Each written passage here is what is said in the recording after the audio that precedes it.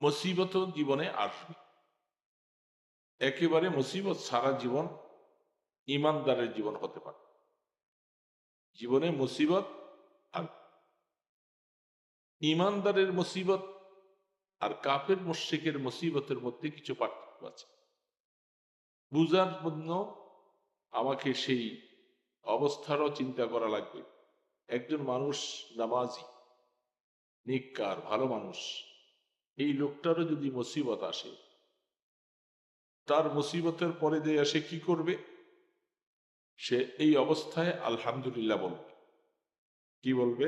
আলহামদুলিল্লাহ, আল্লাহ যে হালাতে রাখছেন শুকর। নামাজ ছাড়বে না, আল্লাহ পাকের গোলামি ছেড়ে দিবে না। এটা হলো মোমেনের মুসিবত আসলে তার ধরন। কাফের মুশরিক বেঈমান নাফরমানদের মুসিবত আসলে তারা আল্লাহর উপরে আজে বাজে শব্দ ব্যবহার করে, কঠোর বাক্য ব্যবহার করে এবং অধৈর্য হয়ে আল্লাহকে গালিগালাজ করে। যদি কোনো মোমেন হইয়াও যদি তার মুসিবত আসার পরে সে নামাজ ছেড়ে দেয়, আল্লাহর গোলামি ছেড়ে দেয়, ইবাদত বন্দিগি করতে রাজি না, বোঝা যাবে আল্লাহ তাকে কঠিন পরীক্ষা দিচ্ছেন, এই পরীক্ষার থেকে উত্তীর্ণ হইতে তার সময় লাগে।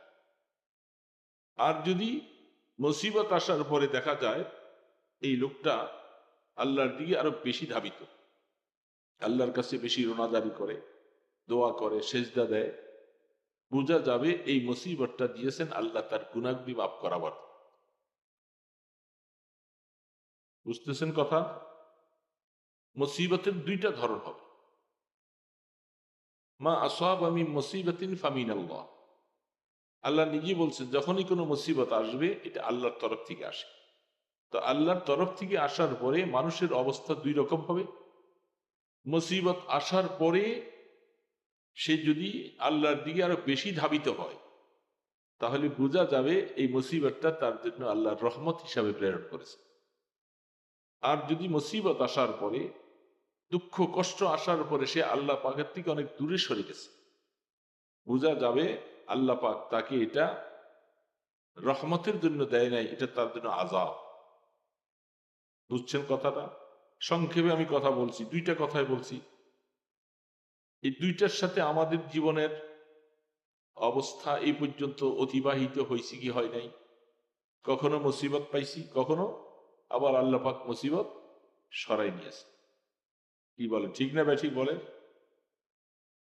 ইমানদারের মুসিবত আসলে ইমানদার শুকর আদায় করবে এবং আল্লাহর নাফরমানি করবে।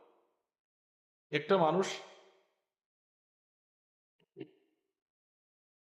আমি কিছুদিন আগে হোমনা বানসারাপুর দিয়ে এক প্রোগ্রাম আছে, তো সেইখানে আমার আগে একজন বক্তা গাজীপুর এলাকার, উনি ওয়াজ করতেছেন। তো উনি ওয়াজ করতে যাইয়া একটা ঘটনা বলছেন। তিনি তার আপন নয়, তার পাশাপাশি এলাকার চাচা হয়। চাচা তিনি বলেন যে মারা গেছেন যে 2 দিন আগে, মাহফিলের 2 দিন আগে। বলে যে আমার এই চাচা জীবনে আল্লাহকে যে কত গালি সে দিছে,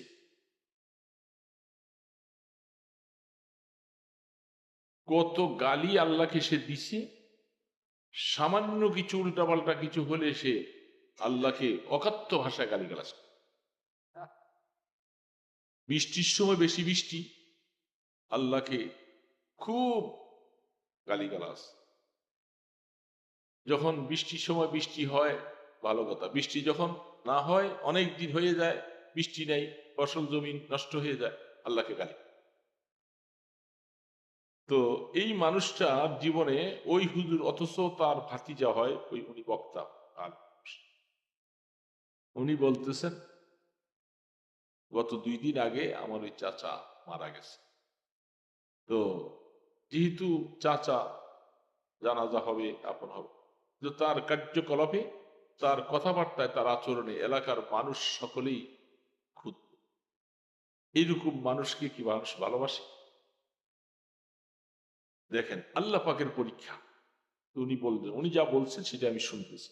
এটা ইবরত, আমাদের নসিহত গ্রহণ করার জন্য আমি ঘটনা বলছি। ঘটনা অনেক সময় মানুষের উপদেশের জন্য আসে। এই লোকটা দুইটা ছেলে দুইটা মেয়ে, ছেলে দুইটা লেখাপড়া শিখছে, ভালো চাকরি করে, বিবাহ শাদী করাইছে দুটাকে ভালো। কিছুদিন পরে আস্তে আস্তে করে দেখা গেল তার একটা ছেলে অসুস্থ হয়ে গেছে। অসুস্থ হয়ে যাওয়ার পরে কামাই রোজগারও বন্ধ। কিছুদিন পরে ছেলেটা মারা গেছে। তার 1 মাসের মাথায় দ্বিতীয় ছেলেটা মারা গেছে। এখন থাকলো বউ আর তার আপন বউ। এখন পুত্রবধূ তারা কিছু খোঁজ খবর নিচ্ছে, কিছু টাকা পয়সা দেয়, সংসারটা কোন রকম চলে। 2 মাসের মাথার ভিতরে বউ মরে গেছে, পুত্রবধূ শেষ। 2 পুত্রবধূ শেষ, ছেলে 2টা শেষ। এখন বাকি সে আর তার বুড়ি বুড়া। এখন তার চলার মতো কোনো অবস্থা নাই, কোন রকম চলতে পারতেছে না। তার খেদমত কে করবে? বুড়িটা যা পারছে কষ্ট করে কিছু একটু আগাইছে, কিছু খেদমত করছে। 3 মাসের মাথার মধ্যে বুড়ি মারা গেছে। এখন শুধু সে একা বাকি।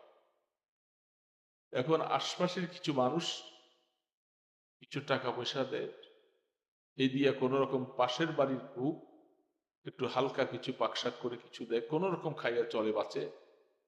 এই পরিস্থিতি হওয়ার পরেও পরিবর্তন হয় নাই, এখনো সর্বহারা হয়ে গেল। এখনো সে জীবনে যে আল্লাহ পাকের কাছে তওবা করে বলবে যে আল্লাহ, আমি জীবনে এত ভুল করছি, আমি বুঝতে পারছি তোমার পানিশমেন্ট আমার উপরে আসা শুরু হয়েছে। ওই ইমাম সাহেব, ওই হুজুর, বক্তা হুজুর বলে যে আমি কিছু টাকা তাকে দিতাম, যেহেতু প্রতিবেশী চাচা, কিছু টাকা তাকে দিচ্ছিলাম। হঠাৎ করে আমার মনে পড়লো, একে যে সাহায্য করে তাকে আল্লাহ উঠে নিয়ে দেয়। তার মানে তার সাহায্যকারী আল্লাহ কাউকে রাখতে চায় না। তুই একা একা কতটুকু পারস তুই কর। এই জন্য আল্লাহ ছেলে উঠে নিয়ে গেছে, পুত্রবধূ নিয়ে গেছে, নিজের বউকে নিয়ে গেছে, সব উঠে গেছে। এখন শুধু সে একা। ওই হুজুর বলতেছে আমিও দেওয়া বন্ধ করেছি, কারণ আমার ভয় হচ্ছে যে যেই তার জন্য একটু সহযোগিতার হাত বাড়ায় আল্লাহ তাকে মুসিবত বানায়। কারণ আল্লাহ পাক তার উপরে নারাজ।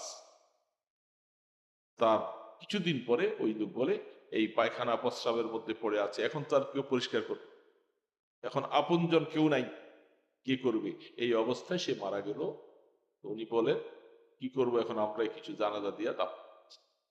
তখন ওই হুজুর বললেন, বড় আশ্চর্য লাগে, মানুষকে আল্লাহ পাক অনেক সময় রাগ করতে করতে, আমার আল্লাহ কিন্তু অনেক ধৈর্যশীল, আল্লাহর সবর ধৈর্য অপরিসীম, তিনি হঠাৎ করে কাউরে ধরেন না। তাইলে আল্লাহ পাক কত নারাজ হলে তাকে এভাবে পাকড়াও করছে। কি বলেন, ঠিক না?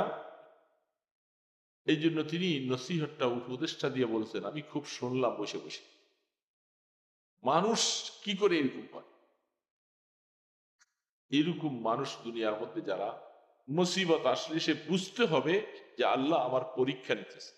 যখনই সে বুঝবে, তাড়াতাড়ি করে ভুল স্বীকার করে আল্লাহ পাকের কাছে নত হয়ে যেতে হবে, ইস্তেগফার করতে হবে, গুনাহ মাফ চাইতে হবে, আর করব না, আল্লাহ ভুল করেছি।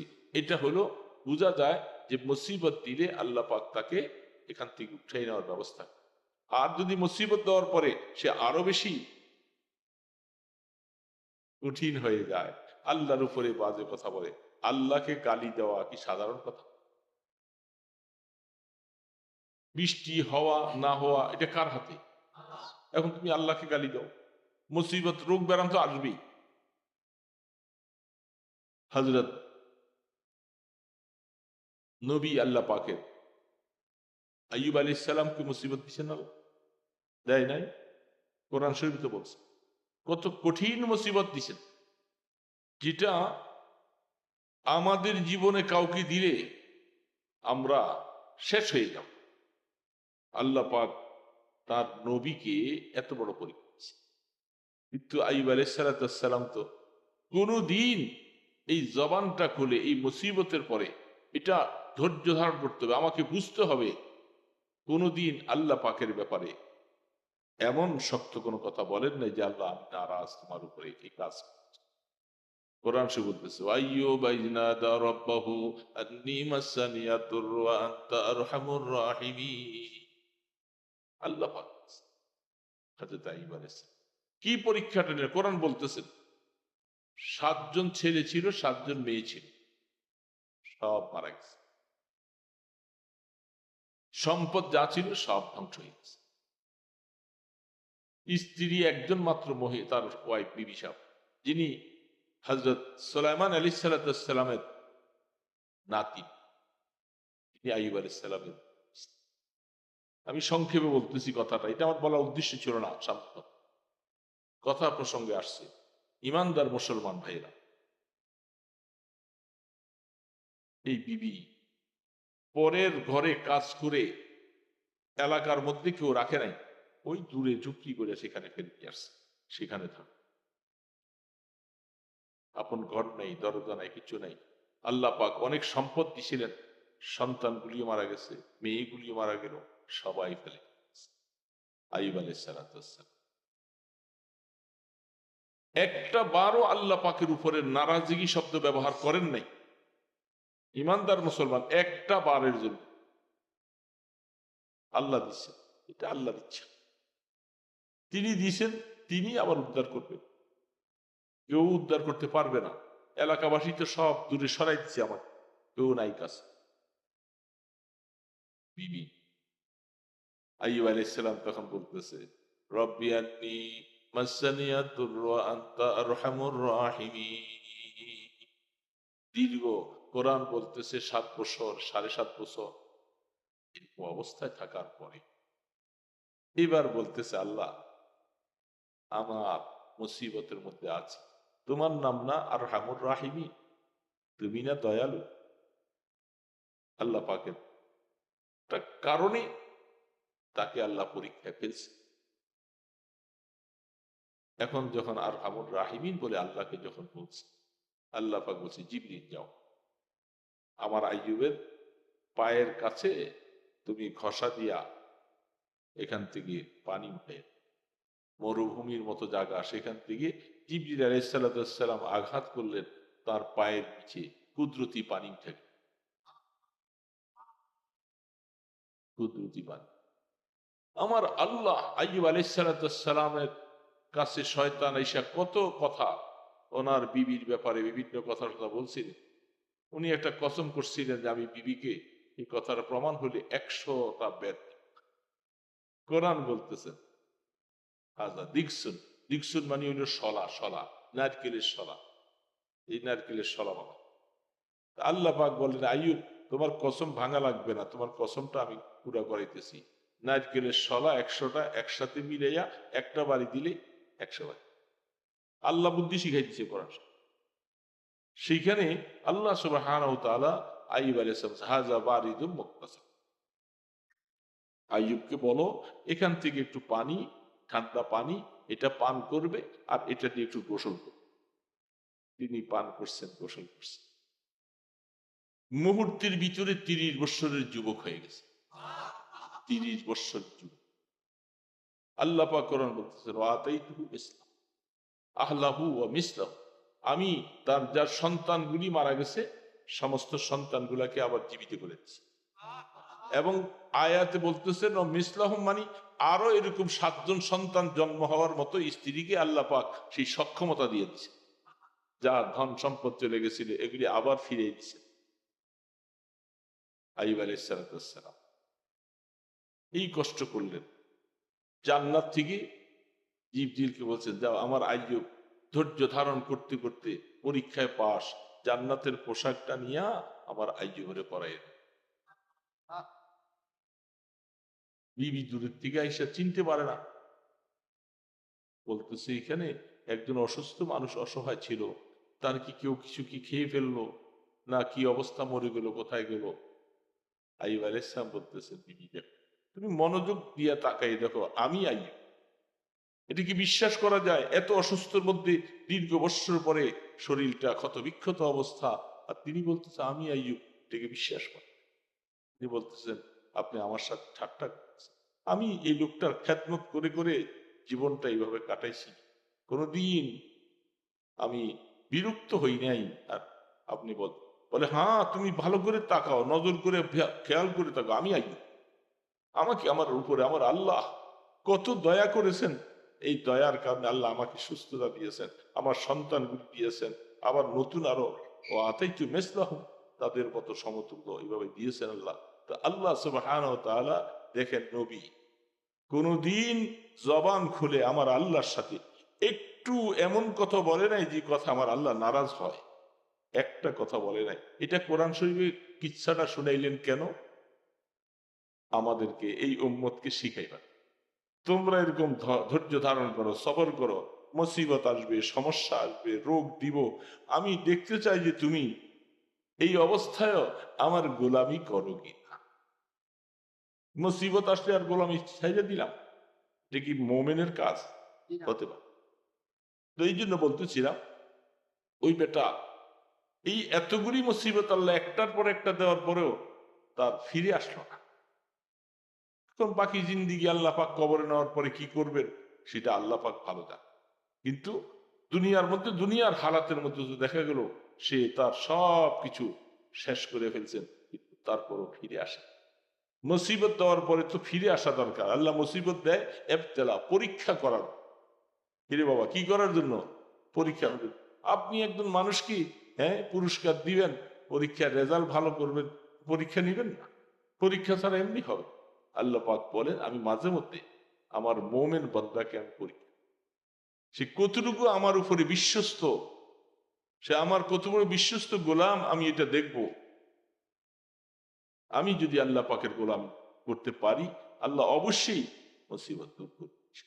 এই জন্য দুনিয়াটা মুসিবত আসবে, তা আল্লাহর উপর নারাজ হয়ে যাব? বলেন না, নারাজ হবে কোনদিন? তো এই একটা কথা, এটা মনে রাখার জন্য বলছি। 2 নম্বর যে আয়াত পড়েছিলাম, ছোট্ট কথা, আমাদের জীবনে রাগ আছে না নাই? রাগ আল্লাহ পাক দিয়ে সৃষ্টি করছে। রাগ থাকাও দরকার, এটাকে ব্যালেন্স রাখাও দরকার। রাগ যদি না থাকবে তাহলে জেহাদের ময়দানে শত্রুর মোকাবেলায় কাজ করতে পারবে। এই জন্য রাগ থাকা দরকার আছে, আল্লাহ সৃষ্টি থেকে দিয়েছে। রাগ থাকা দরকার আছে, রাগ থাকবে। যদি রাগটাকে কাজে লাগানো যায়, এই রাগটা ফলপ্রসূ হবে। আর যদি রাগটাকে অপাত্রে লাগাইয়ে দিই, তাহলে ক্ষতি হয়। আল্লাহ সুবহানাহু ওয়া তাআলা দেখেন, কোরআন বলছেন ওয়াল কাযিমিনাল গায়জ ওয়াল আফিনা আনিন নাস ওয়াল্লাহু ইউহিব্বুল মুহসিনিন। আল্লাহ রাব্বুল আলামিন বলে দুনিয়ার জীবনে তোমার গোসা, গোসা, রাগ, এটা এমন একটা জিনিস, এটাকে যদি হজম করতে না পারো, তোমার জীবনে যে কত অশান্তি আসবে সেটা তুমি কুল কিনারা পাবে। রাগের কারণে বউ তালাক হয়ে, বউ তালাক দিয়ে দেয় না, রাগ করে দেয় না, হাসতে হাসতে দেয়। কয় যে হুজুর আমি রাগের বশীভূত হইয়া দোকান থেকে আসছি, উল্টা পাল্টা কথা কইছে, রাগে হইয়া আমি 3 তালাক দিয়েছি। রাগের চোটে তো তালাক দিয়ে দিলাম। এখন আস্তে আস্তে রাগ চলে যাওয়ার পরে হায় কি করলাম, এখন বাচ্চারা কাঁদে, ও এক জায়গায় কাঁদে, সে এক জায়গায় কাঁদে। এটার আর কোনো সমাধান নাই। আছে হাজলুহুন্না হাজলুন জিদ্দুহুন্না হাজলুন, 3টা এমন জিনিস আছে, এটা হাসতে হাসতে বললো কারবার শেষ, কাঁদতে কাঁদতে বললো কারবার শেষ। একটা হলো তালাক, আর একটা হলো বিবাহ, আর একটা হলো গোলাম আজাদ করা। এখন আইসা বলে হুজুর রাগ করে তালাক দিয়েছি। আমি আসলে রাগের কারণে দিছি হুজুর, কোন সুরতে রাখা যায় কি? কোন সুরত? তাহলে রাগের দ্বারা কি হলো? সংসার নষ্ট হয়ে গেল। রাগের কারণে বাপ পুত্র বিশাল ঝগড়া হইয়া বাপ পুত্র বিচ্ছিন্ন হয়ে যায়, ভাই বোনে বিচ্ছিন্ন হয়ে যায়। হয় কি হয় না বলে? দোকানদারের মধ্যে বিশাল হাতাহাতি, মারামারি, কাটাকাটি ভাঙচুর হয় কি হয় না? এই অটোওয়ালা দুইজনরা দেখেন না রাস্তার মধ্যে, সামান্য একজনের অটো আর কানে লাগছে, জামিলা হয়েছে, একজনের গায়ে লাগছে, এই রাগ হইয়া ফায়ার হয়ে গেছে, ফায়ার হয়ে দুইটা ঘুষি দিছে, এই তো লাগিয়ে গেল। কিসের কারণে? রাগের। এই রাগের কারণে সমস্ত অশান্তি চলে আসে, অশান্তি আসে। এই জন্য হাদিসের মধ্যে আসছে, যখন তুমি রাগকে যদি কন্ট্রোল করতে পারো, তোমার জীবনে অনেক বড় পুরস্কার আছে। আল্লাহ সুবহানাহু ওয়া তাআলা বলতেছেন, হাদিসের মধ্যে আসছেন, তাফসীর ইবনে কাসীরের মধ্যে লিখেছেন হাদিসগুলি সহিহ করে, যে মানুষ যদি কারো উপরে কেউ রাগ করে তাকে মাফ করে দেয়, সে রাগটাকে আর প্রয়োগ করে না, আল্লাহ পাক বলে আমিও তোকে মাফ করে। লাভ হইল না লস হইল? আর রাগ করলে লস হইল না? ক্ষতি হলো নিজের, নিজের সংসার অশান্তি হয়ে যায়, ঘরের হান্ডি বাতিলগুলি রাগের চোটে ভাঙ্গিয়া চুরমার করে ফেলায়। কি আছে না নাই এরকম? ঘরের সুকিস ভাঙ্গিয়া ফেলায়, কিসের কারণে? ইমাম হাসান রাদিয়াল্লাহু তাআলা আল্লাহ রসুলের কলিজার টুকরা নাতি, তার একটা বাদী ছিল। তিনি অজু করবেন, বাদীকে বলছে অজুর পানি নিয়ে আস। মাইটটা পাতিল, মাটির বদনা সব। আগের জমানাতে সব মাটিরই ছিল নাকি? না এখনকার জমানার মতো এত পিতল টিতল কাঁচ এগুলি আছে? সব মাটি। এরকম কতদিন ঘটনা দেখছি, মাটির পাতিলে ভাত বসাইছে, লাটতে লাটতে যেয়া খোসা খাইয়া বাস চাউল টাউল সব চলে গেছে। কি হ্যাঁ, মাটির পাতিল। এখন আবার ঘুরে গেলে সেই অল্টারনেট, আবার ওই মাটির পাতিলারে আবার বিভিন্ন বড় বড় হোটেলের মধ্যে সুন্দর মাটির পাতিলে রাঁধে, মাটির পাতিলে খাওয়া দেয়, মানুষ বড় শখ করে সেখানে দেখায়। ওই পুরানটা আবার আসতেছে। এখন এই মাটির পাত্র বদনা দিয়া পানি আনতেছিলেন, এটা হঠাৎ করে কিছুর মধ্যে ধাক্কা খাইয়া পইরা ভাঙ্গিয়া গেছে। ভাঙ্গিয়া গেছে, ভাঙ্গিয়া যাওয়ার সাথে সাথে বাদী কীটদাসী সে তো ইন্না লিল্লাহ পড়ে জিব্বাত কামড় দিয়ে। ইমাম হাসান রাদিয়াল্লাহু তাআলা এই চোখটা উঠাই এমনি তাকাইছে, হালকা গোস্সা ভাব আসছে। এই গোস্সার ভাব আসার কারণে তিনি একটু তাকাইছে, বাদী বুঝা ফেলছে হুজুর তো রাগ করবে, অজুর পানি অজু করবে, এটা ভাঙ্গিয়া গেছে, চক্ষুটা এমনি উঠাইছে। বাদীটা বড় বুদ্ধিমত্তা বাদী। বাদী বলতেছে ওয়াল কাযিমিনাল গায়জ। বাদী একটা ওয়াজ ছেড়ে দিছে, সুবহানাল্লাহ। আল্লাহর কোরআন আয়াত, আল্লাহ পাক কোরআনে বলছেন কাযিমিন, কাজমুন থেকে, কাজমুন মানে পুশিদা করা, লুকায়িত রাখা, এটাকে লুকাইয়া রাখা, গোস্সাটাকে কি করা? লুকাইয়া রাখা, হজম করা। তিনি একটা ওয়াজ ছেড়ে দিচ্ছেন, আল্লাহর কোরআনে বলছেন গোস্সাকে হজম। তার মানে আপনি যে আমার দিকে বদনাটা ভাঙিয়ে দেওয়ার কারণে চোখ উঠাইয়া বড় করে গোস্সার নজরে দেখছেন, আপনার উচিত কি করা? এই কথাটা বাদীর মুখে তিনি শোনার সাথে সাথে যেন আগুনের মধ্যে পানি হয়ে গেল। নসিহতমূলক কথা, ওয়াল কাযিমিনাল গায়জ, গোস্সা হজম করতে আল্লাহ বলছেন, গোস্সা হজম করো। আপনি একটু গোস্সা হয়ে গেছিলেন। ইমাম হাসান রাদিয়াল্লাহু তাআলা উনি চক্ষুটাকে নিচু করে কিছু বলেন নাই, বোঝা গেছে গোস্সা হজম। যখন গোস্সা হজম হয়ে যায়, বলে এতটুকু পর্যন্ত করলে শেষ হবে। আমি যে একটা ভুল করছি, আপনি গোস্সা হজম করছেন, মাফ করাও তো দরকার। তখন সামনে যাইয়া আরেকটা আয়াতের আরেক অংশ বলে গোস্সা হজম করছেন, এটা ভালো কাজ করছেন, কিন্তু আমি আপনার কাছে চাই আপনি আমারে মাফও করে দিন। আল্লাহ কোরআনে বলছেন শুধু গোস্সা হজম করলেই চলবে না, কি করতে হবে? মাফ করে। বউর উপরে, ছেলের উপরে, হ্যাঁ, কর্মচারীর উপরে রাগ হইয়া গোস্সা হইয়া তারা খুব করবে, শুধু গোস্সা হজম করছেন ভালো কথা, এই পর্যন্ত তারা মাফ করে দেওয়া যায়। কি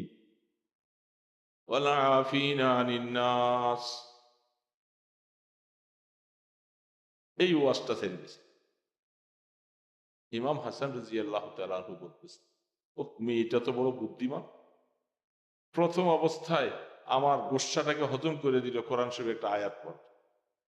শুধু এতটুকু পর্যন্ত বদ্ধ নন, সামনে দিয়ে আরেকটু বলতেছে, এই গোস্সা শুধু হজম করলে চলবে না, মাফও করে দিতে হবে। ইমাম হাসান বলতেছে, যা তোরে আমি মাফও করে। দুইটা কাজ হয়ে গেছে। এবার আল্লাহ পাক বলছে, যারা দুইটা কাজ করে 3 নম্বর তার পুরস্কারের কথা আল্লাহ পাক বলছে, আল্লাহু ইউহিব্বুল মুহসিনিন। আল্লাহ পাক বলছেন, এ যারা গোস্সা হজম করে এবং তাকে মাফ করে দেয়, আল্লাহ বলে দে আল্লাহ তোমাকে খুব মহব্বত করে, ভালোবাসে। সুবহানাল্লাহ। এই ওয়াজটা ছেড়ে দিছি। ইমাম হাসান বলতেছেন, যা তুমি এত সুন্দর ওয়াজটা শোনাই দিলে আল্লাহর কোরআন দিয়ে, আমি তোরা আজাদ করে দিলাম।